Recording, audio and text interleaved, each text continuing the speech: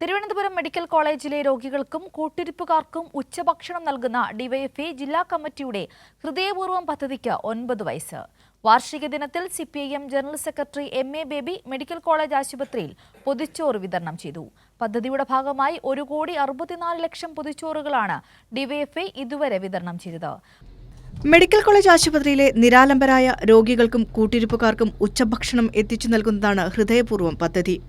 2017 ജനുവരി 1 ഈ വേറിട്ട ആശയവുമായി ഡിവൈഎഫ്ഐ തിരുവനന്തപുരം ജില്ലാ കമ്മിറ്റി രംഗത്തെത്തുന്നത്. വയറെരിയുന്നവരുടെ മിഴി നിറയാതിരിക്കാൻ എന്ന വാചകത്തിൽ തന്നെ ആ പദ്ധതിയുടെ ഉള്ളടക്കം വ്യക്തം. 1000 പൊതിച്ചോറുകൾ ദൈനംദിനം എത്തിച്ചു നൽകുക എന്നതായിരുന്നു തുടക്കത്തിൽ തീരുമാനിച്ചിരുന്നത്. പിന്നീട് പൊതിച്ചോറുകളുടെ എണ്ണം 5000-ഉം 6000-ഉം ഒക്കെയായി മാറി.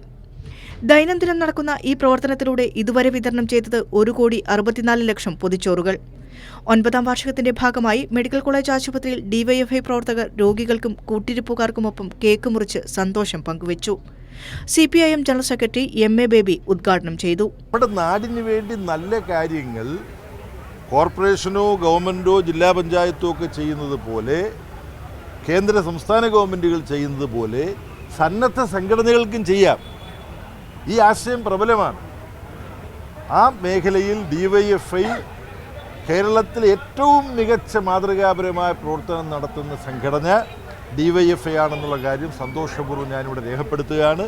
ദിവസവും ജില്ലയിലെ ഓരോ മേഖലാ കമ്മിറ്റിക്കാണ് ഭക്ഷണം എത്തിക്കാനുള്ള ചുമതല. ഉച്ചയ്ക്ക് 12:30 തന്നെ ഡിവൈഎഫ്ഐയുടെ പതാക കെട്ടിയ വാഹനങ്ങളിൽ പൊതിച്ചോറുകൾ എത്തിച്ച് വിതരണം ആരംഭിക്കും.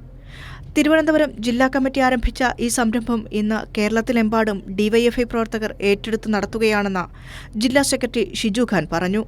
ഈ ഹൃദയപൂർവ്വം കേരളം ഇന്ന് ഏറ്റെടുത്തിരിക്കുകയാണ്. തിരുവനന്തപുരം മെഡിക്കൽ കോളേജിൽ നിന്ന് തുടങ്ങിയ പദ്ധതി ഇന്ന് കേരളത്തിലെ മെഡിക്കൽ കോളേജുകളും സർക്കാർ ആശുപത്രികളിലുമെല്ലാം ഡിവൈഎഫ്ഐ അതിവിപുലമായ പരിപാടിയായി സംഘടിപ്പിച്ച് വരികയാണ്. പൊതിച്ചോറ് വിതരണം മാത്രമല്ല, തിരുവനന്തപുരം മെഡിക്കൽ കോളേജിൽ ജീവധാര എന്ന പേരിൽ സജീവമായ രക്തദാന പദ്ധതിയും ഡിവൈഎഫ്ഐ നേതൃത്വത്തിൽ സംഘടിപ്പിക്കുന്നുണ്ട്. കൈരളി ന്യൂസ്, തിരുവനന്തപുരം.